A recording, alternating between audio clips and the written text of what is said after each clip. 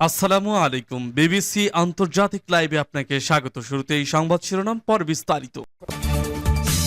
পুরোদমে ইসরায়েল, ফিলিস্তিন, Iran, Hezbollah যুদ্ধ চলছে, জানিয়ে দিব আমাদের হাতে থাকা সর্বশেষ গুরুত্বপূর্ণ আপডেট আন্তর্জাতিক সংবাদ। ইসরায়েলের বিরুদ্ধে মুসলিম উম্মাহকে ঐক্যবদ্ধ হওয়ার আহ্বান খামেনির। জানিয়ে দিব গাজা দখলের হুমকি ইসরায়েলি প্রতিরক্ষা মন্ত্রীর।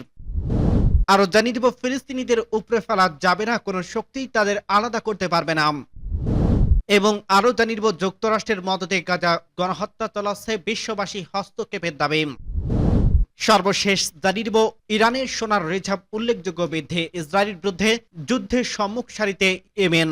শুনছিলেন সংবাদ শিরোনাম, এরপর বিস্তারিত। তার আগে অনুরোধ থাকবে, ভিডিওটি যদি ভালো লেগে থাকে ভিডিওটিতে একটি লাইক এবং কমেন্ট করে জানিয়ে দিন ভিডিও সম্পর্কে আপনার মূল্যবান মতামত, এবং আরো কমেন্ট করে জানিয়ে দিন ভিডিওটি আপনি কোথা থেকে দেখছেন এবং শুনছেন। ইসরায়েলের বিরুদ্ধে মুসলিম উম্মাহকে ঐক্যবদ্ধ হওয়ার আহ্বান খামেনির। গাজায় ইহুদিবাদী ইসরায়েলি আগ্রাসন পুনরায় শুরু হওয়ার তীব্র নিন্দা জানিয়েছে ইরানের সর্বোচ্চ নেতা আয়াতুল্লাহ আলী খামেনি। তিনি বলেন, এই আগ্রাসন অত্যন্ত বড় ধরনের অপরাধ ও বিপর্যয়কর। মুসলিম উম্মাহকে সব ভেদাভেদ ভুলে এই অপরাধের বিরুদ্ধে ঐক্যবদ্ধভাবে রুখে দাঁড়ানোর আহ্বান জানান তিনি। ইরানের বার্তা সংস্থার ইন্নার উদ্ধৃতি দিয়ে তেহরান থেকে এএফপি শুক্রবার এক খবর জানায়। আয়াতুল্লাহ আলী খামেনি বলছে, এটি পুরো মুসলিম উম্মাহর সম্পর্কিত বিষয়।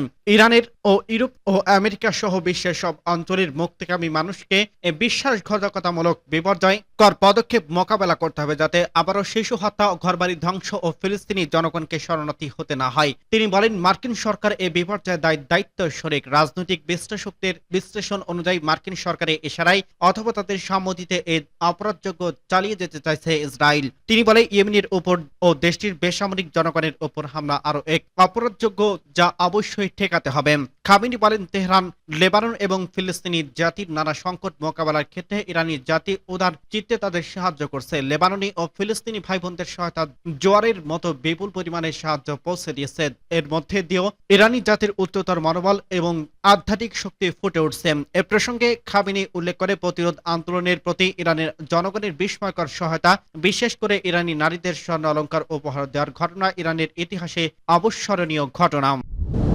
গাজা দখলের হুমকি ইসরায়েলি প্রতিরক্ষা মন্ত্রীর। হামাস যদি ইসরায়েলি জিম্মিদের মুক্তি দিতে রাজি না হয়, তবে গাজা দখল করবে বলে হুমকি দিয়েছে দেশটির প্রতিরক্ষা মন্ত্রী এয়ারলেস কার্স। খবর আল জাজিরার।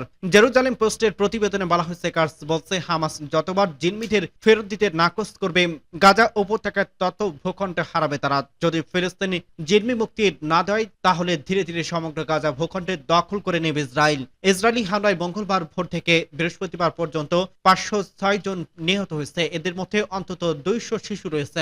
আরো আহত হয়েছে 909 জন। গাজা স্বাস্থ্য মন্ত্রণালয় এই খবর জানিয়েছে। ইসরায়েলি বাহিনী বৃহস্পতিবার নতুন করে গাজায় স্থল অভিযান শুরু করছে। গাজার স্বাস্থ্য মন্ত্রণালয় জানিয়েছে, ইসরায়েলের বিমান হামলা ও স্থল অভিযান পুনরায় শুরু হওয়ার পর বৃহস্পতিবার গাজা জুড়ে অন্তত 91 জন ফিলিস্তিনি শহীদ এবং কয়েকজন আহত হয়েছে।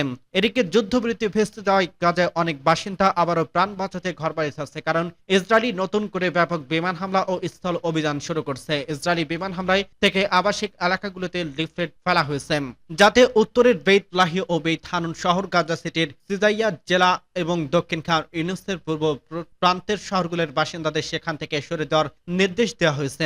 গাজার মধ্যাঞ্চলে ট্যাঙ্ক পাঠানো একদিন পর ইসরায়েলি সেনাবাহিনী জানিয়েছে, তারা উত্তরের উপকূলের রুট বেইত লাহিয়াতে স্থল অভিযান শুরু করছে। ফিলিস্তিনি মেডিকেল কর্মীরা বলছে, ইসরায়েলি গাজা উপত্যকায় উত্তর ও দক্ষিণাঞ্চলে বেশ কয়েকটি বাড়ির লক্ষ্যবস্তু করা হয়েছে। ফিলিস্তিনিদের উপরে ফেলা যাবে না, কোনো শক্তি তাদের আলাদা করতে পারবে না। মার্কিন প্রেসিডেন্ট ডোনাল্ড ট্রাম্প সম্প্রতি গাজার বসবাসকারী ফিলিস্তিনিদের মিশর, জর্ডান বা অন্য কোনো দেশে পুনর্বাসিত করার ঘোষণা দিয়েছে। ট্রাম্প এই ঘোষণায় কেবল অযৌক্তিক নয়, এটি জোরপূর্বক জনসংখ্যা স্থানান্তর, যুদ্ধ অপরাধ এবং আন্তর্জাতিক আইনের অধীনে মানবতা বিরোধী অপরাধের সুস্পষ্ট লঙ্ঘন। তবে তিনি তার মন্তব্যটি ভিত্তিহীন বা শূন্য করেনি। তিনি এমন সময় মন্তব্যটি করছেন যখন গাজায় ইসরায়েল অধিকাংশ অবকাঠামো ধ্বংস করছে, হাজার হাজার বেসামরিক লোককে হত্যা করছে এবং অবরুদ্ধ উপত্যকাটিতে বসবাসের অযোগ্য করে তোলে, যাতে উপত্যকাটির বাসিন্দারা অন্য কোথাও পালিয়ে যেতে বাধ্য হয় এবং একে স্বেচ্ছাসেবী অভিবাসন হিসেবে উপস্থাপন করা যায়। ফিলিস্তিনিদের অন্য কোথাও স্থানান্তরিত করা যেতে পারে এই পরামর্শ দিয়ে ট্রাম্প কেবল ইসরায়েলকে তার গণহত্যার মতো জঘন্য অপরাধ থেকে দায়মুক্তি দেয়নি, বরং ইসরায়েলি বিপজ্জনক ধারণাটিকে শক্ত করে তুলছে যে ফিলিস্তিনিরা এমন একটি সম্প্রদায় যাদের নিজস্ব কোনো জন্মভূমি নেই, কোনো সংস্কৃতি বা সভ্যতা নেই, কেবল তাদের ইচ্ছামতো স্থানান্তরিত করা যেতে পারে। তবে এটি নতুন নয়, এটি আমেরিকার ঔপনিবেশিক অতীতের বাগারম্ভ এবং অনুশীলনের প্রতিধ্বনি, যখন আদিবাসী জনগোষ্ঠীকে তাদের পূর্বপুরুষদের ভূমি থেকে জোরপূর্বক উচ্ছেদ করা হয়েছিল। তবে মৌলিক সত্যটি হলো ফিলিস্তিনির এবং ফিলিস্তিনিরা তাদেরই। গাজার জনসংখ্যা জোরপূর্বক উচ্ছেদ কেবল আন্তর্জাতিক আইন লঙ্ঘন করবে না, বরং ফিলিস্তিনির পরিচয় এবং সভ্যতার ভিত্তির উপর আক্রমণ করবে। ফিলিস্তিনিদের গণ স্থানান্তরিত কেবল একটি কাল্পনিক নীতি আলোচনা নয়, এটি আন্তর্জাতিক আইনের গুরুতর লঙ্ঘন। 1949 সালে চতুর্থ জেনেভা কনভেনশন দখলদারহীন জনগোষ্ঠীর জোরপূর্বক স্থানান্তরকে স্পষ্টভাবে নিষিদ্ধ করে এটিকে যুদ্ধ অপরাধ বলে চিহ্নিত করা হয়। আন্তর্জাতিক অপরাধ আদালত রোম সংবিধির নির্বাসন বা জনসংখ্যা স্থানান্তরকে মানবতার বিরুদ্ধে অপরাধ হিসেবে সংজ্ঞায়িত করে। এছাড়া 1948 সালে গণহত্যা কনভেনশনের অধীনে জনগণ জীবনদাতার ইচ্ছাকৃত ধ্বংস, জোরপূর্বক অপসারণ সহ গণহত্যা হিসেবে বিবেচিত হতে পারে যদি এটি কোনো জাতিগত, বর্ণগত বা ধর্মীয় জনগোষ্ঠীকে মুছে ফেলার উদ্দেশ্য করা হয়। মার্কিন প্রেসিডেন্ট ডোনাল্ড ট্রাম্প ও অন্যরা যা বুঝতে ব্যর্থ হন তা হলো ফিলিস্তিনি কেবল তার জনগণের জন্য একটি ভৌগোলিক অবস্থান নয়, এটি একটি প্রাচীন ভূমি যেখানে হাজার হাজার বছর ধরে একটি অবিচ্ছেদ্য সত্যতা রয়েছে। ফিলিস্তিনিরা কেবল একটি ভূখণ্ডের বাসিন্দা নয়, তারা সেই প্রজন্মের বংশধর যারা এই জমি চাষ করছে, এই শহর তৈরি করছে, সংস্কৃতি গঠন করছে এবং এর সঙ্গে একটি অটুট বন্ধন তৈরি করছে। যুক্তরাষ্ট্রের মদদে গাজায় গণহত্যা চালাচ্ছে ইসরায়েল, বিশ্ববাসীর হস্তক্ষেপের দাবি।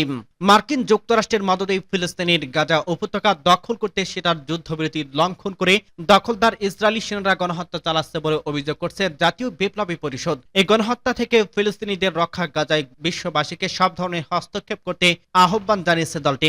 শুক্রবার বাদ জুমা জাতীয় মসজিদ বাইতুল মোকাররমে উত্তর গেটে আয়োজিত এক সংবাদ সম্মেলনে ও সমাবেশে দলের নেতারা এসব কথা বলেন।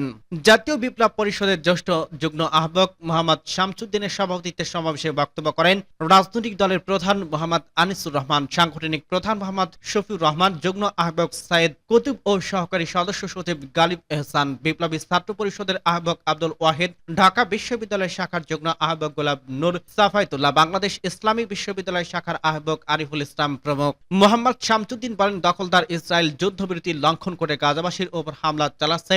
এই হামলা বন্ধে জাতিসংঘকে পদক্ষেপ নিতে হবে। ফিলিস্তিনিদের নিজ ভূমি থেকে অন্য দেশে সরানোর চক্রান্ত রুখে দিতে হবে বিশ্ববাসীকে। আনিসুর রহমান বাংলাদেশ সরকারের ফিলিস্তিনিদের জন্য জাতিসংঘের হত্যা বন্ধে বিল উপস্থাপনের জন্য প্রধান উপদেষ্টা ডক্টর মোহাম্মদ ইউনূসের প্রতি আহ্বান জানিয়েছেন। শফিউর রহমান বলে, ফিলিস্তিনির যে বর্বরতা হচ্ছে তা ব্যাখ্যা করার কোনো ভাষা নেই। আমরা বিশ্ববাসীকে ফিলিস্তিনির পাশে দাঁড়ানোর আহ্বান জানাই। তিনি আরো বলেন, প্রতি শুক্রবার জাতীয় বিপ্লবী পরিষদের উদ্যোগে বাইতুল মোকাররমে ফিলিস্তিনিদের জন্য সমাবেশ ও বিক্ষোভ অনুষ্ঠিত হয়। আমরা এই কর্মসূচি দেশবাসীকে শামিল হওয়ার আহ্বান জানাই। ইরানের সেনারা রিজার্ভ উল্লেখযোগ্য বৃদ্ধি, ইসরায়েলের বিরুদ্ধে যুদ্ধে সম্মুখ সারিতে ইয়েমেন। কাইহান পত্রিকা 1403 সালে ইয়েমেনের সেনাবাহিনীর 18টি ক্ষেপণাস্ত্র এবং ড্রোন দিয়ে মার্কিন বিমানবাহী রণতরী ধ্বংস করছে শিরোনামে তাদের একটি শেষ প্রবন্ধটি শেষ করছে। কায়ান লিখেছে, ইয়েমেনের বিভিন্ন প্রদেশের বিরুদ্ধে মার্কিন যুদ্ধ বিমানের আগ্রাসন এবং বিপুল সংখ্যক বেসামরিক নাগরিকের হত্যার জবাবে ইয়েমেনি সশস্ত্র বাহিনী 18টি ক্ষেপণাস্ত্র এবং ড্রোন নিক্ষেপ করে ইউএস ট্রোম্যান জাহাজকে লক্ষ্য করে হামলা চালিয়েছে। ইরানের সোনার রিজার্ভে উল্লেখযোগ্য বৃদ্ধি। ইরানের মুদ্রা ও স্বর্ণ বিনিময় কেন্দ্রের প্রধান নির্বাহী কর্মকর্তা আলী সাইদ বলেন, নিষেধাজ্ঞার অধীনে সোনার বার আমদানি উল্লেখযোগ্যভাবে বৃদ্ধি পেয়েছে এবং কেন্দ্রীয় ব্যাংকের রিজার্ভ উল্লেখযোগ্যভাবে বৃদ্ধি পেয়েছে। তিনি বলেন, সোনা কেনার ক্ষেত্রে বিশ্বের শীর্ষ 5টি দেশ চীন, ভারত, মার্কিন যুক্তরাষ্ট্র এবং সংযুক্ত আরব আমিরাতের সঙ্গে ইরানের নাম রয়েছে এবং গত 8 বছরে খনিতে 190 টন সোনা আবিষ্কার এই বিষয়ে একটি উল্লেখযোগ্য পরিসংখ্যান। রুজেগর দৈনিক পত্রিকা এক বিশ্লেষণে লিখেছে, ইয়েমেনি জনগণ আজ ফিলিস্তিনি জনগণের প্রতি তাদের সমর্থনের মূল্য দিচ্ছে তা উপলব্ধি করার জন্য জটিল বিশ্লেষণের প্রয়োজন নেই। অর্থনৈতিক সহযোগিতা, উন্নয়ন ও ভবিষ্যৎবাণী করছে যে ডোনাল্ড ট্রাম্প প্রশাসনের শুল্ক বৃদ্ধি কানাডা, মেক্সিকো এবং মার্কিন যুক্তরাষ্ট্রের মতো দেশগুলো অর্থনৈতিক প্রবৃদ্ধি হ্রাস করবে এবং মুদ্রাস্ফীতি বৃদ্ধি করবে। সংস্থাটি বিশ্বব্যাপী অর্থনৈতিক প্রবৃদ্ধির সম্ভাবনার ওপর ট্রাম্পের শুল্কের প্রভাব সম্পর্কে সতর্ক করছে।